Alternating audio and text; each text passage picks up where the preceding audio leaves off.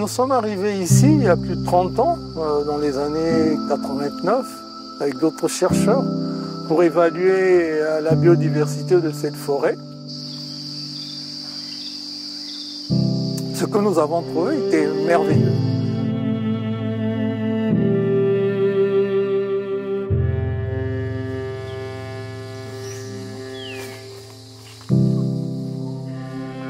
Le 31 décembre 1993, le parc a été créé et depuis, cette forêt a reçu le niveau de protection qu'elle mérite, car un écosystème aussi bien préservé, c'est très rare.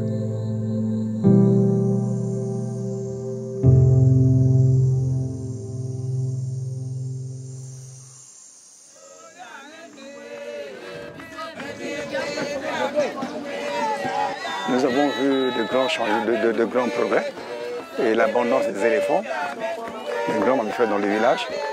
Et aussi, de l'autre côté aussi, nous bénéficions de la conservation.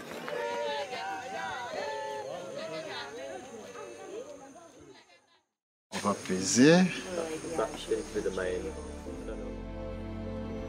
Dans les années 2010, le parc a fait face à des vagues de criminalité faunique avec des réseaux criminels visant notamment les éléphants et leur ivoire. Grâce au renforcement de nos équipes de lutte contre le braconnage et des nouvelles technologies de communication, nous avons pu réduire le braconnage considérablement. Aujourd'hui, nous avons plus de 90 éco-gardes formés de façon approfondie et qui suivent les recyclages de façon régulière.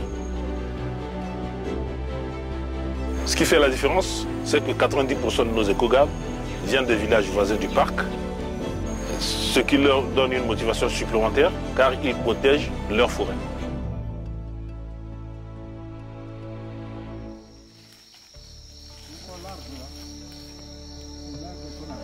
Sans nous, qui habitons près du parc, rien n'aurait été possible.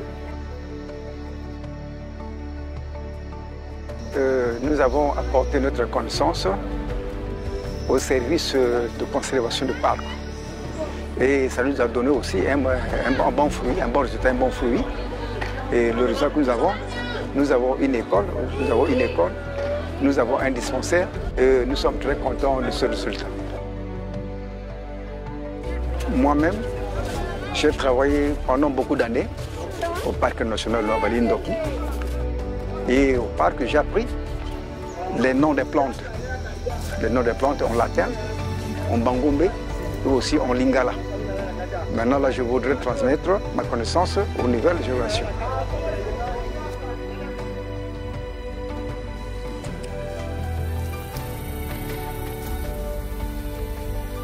Travailler en forêt n'est pas facile, mais très important. C'est une occasion extraordinaire de pouvoir étudier les écosystèmes intacts et les espèces rares dans leur habitat naturel.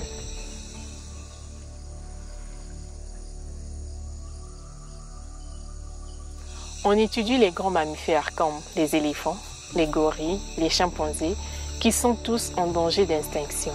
Et ces études nécessitent des efforts de recherche à long terme, car ce sont des animaux avec un cycle de vie lent.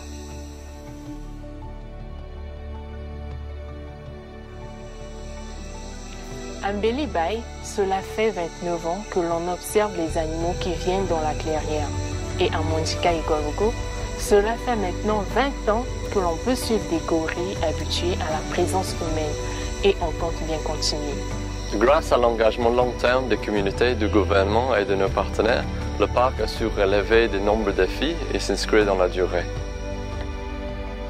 Et grâce à cette confiance qui s'est créée entre tous les acteurs de la conservation, on sait que Nubarlindoki va rester un refuge crucial pour la faune pour les générations à venir.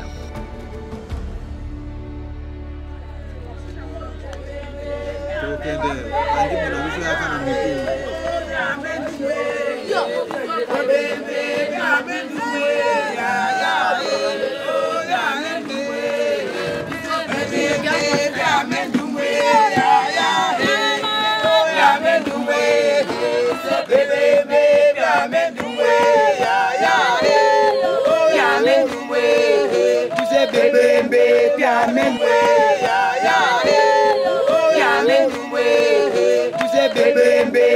jamais loué.